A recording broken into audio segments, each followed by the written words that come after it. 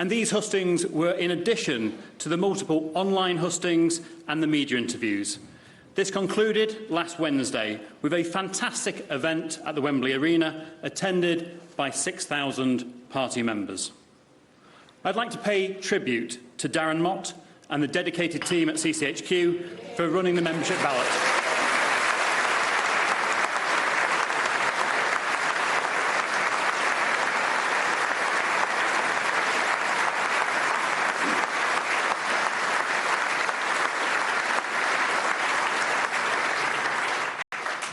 I'd also like to thank my parliamentary colleagues for their support throughout the process, and in particular members of the 1922 Executive, ably led by Sir Graham Brady, who has been the returning officer throughout the process. But most of all, I'd like to thank our party members, who've undertaken the solemn duty of choosing our next leader and our next Prime Minister. Our members have engaged constructively, positively and thoughtfully in the process, whilst also keeping busy getting our message out across the United Kingdom, something I've seen at the 87 constituency associations I've campaigned with in the last few weeks.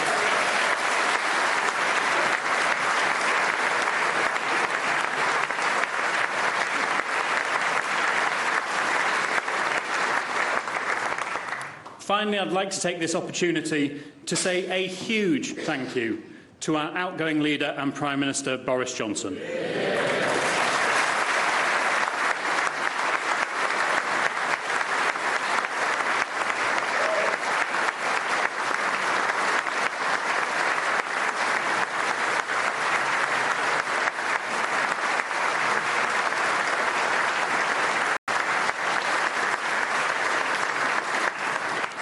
His leadership through Brexit, through the pandemic and now through the war in Ukraine was never going to be easy, but time and again he rose to the challenge and delivered for our country. It is now essential that we come together as a party and unite behind our new leader and our new Prime Minister to continue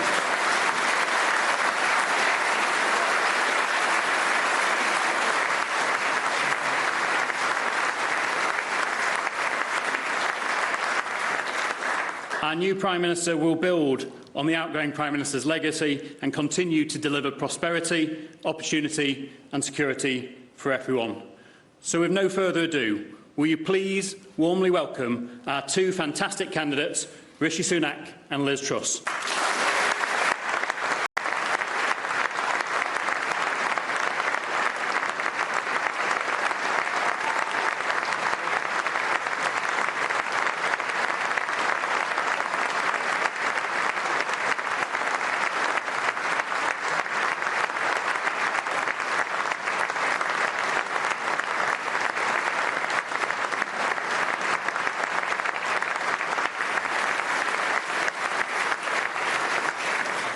And ladies and gentlemen, to announce the results of our leadership election, please welcome our returning officer, Sir Graham Brady.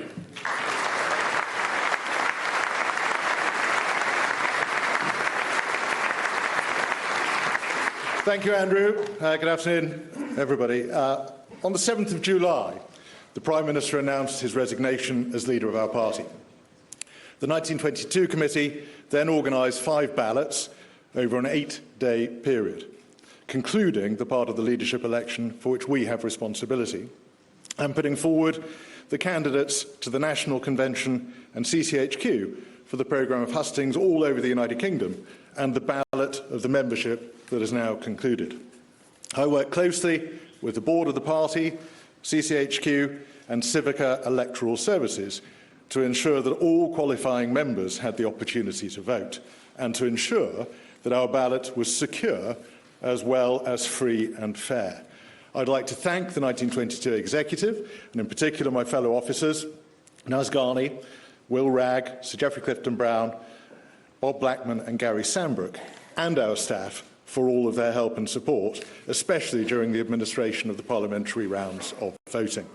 I would like to thank the party board and staff for all their hard work organising the hustings, which allowed so many members to see the candidates in action, whether in person or online. I'm grateful to CES for the professionalism with which they have dealt with the ballot in distributing, collecting and counting the votes, both online and by post. Finally, I want to thank all the party members who have taken this responsibility very seriously, all the candidates who put themselves forward for election, and in particular my colleagues Rishi Sunak and Liz Truss, who ran such excellent campaigns in the full glare of media scrutiny and who showed themselves to be outstanding candidates to be the leader of our party.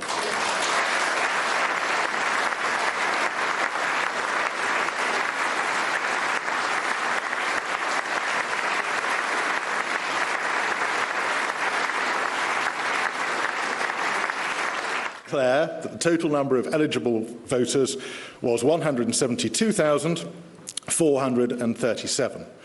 The turnout in the election was 82.6%.